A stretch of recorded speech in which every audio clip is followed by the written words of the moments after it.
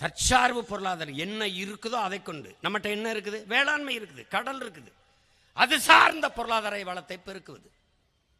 ஏன்னா பாலில் மிகப்பெரிய சந்தை இருக்கிறது. அது எல்லாம் கற்றறிந்த பெருமக்கள் எல்லாருக்கும் தெரியும். இந்தியா அதிகமாக ஏற்றுமதி செய்கிறது பாலையும் மாட்டுக்கறியும் தான். பிரேசிலும் இந்தியாவும் தான் அதில் போட்டி போடுது பால் மாட்டுக்கறி ஏற்றுமதியில். இந்தியா அதிக அந்நிய செலாவணி ஈட்டுவதே மாட்டுக்கறியில் தான்.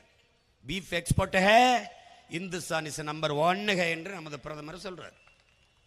நான் மாடு வளர்க்கணும்னா சிரிப்பான். மாடு நம்மளை மெச்சு, நமக்கு வணங்குகிற இறையே மெச்சிருக்கு.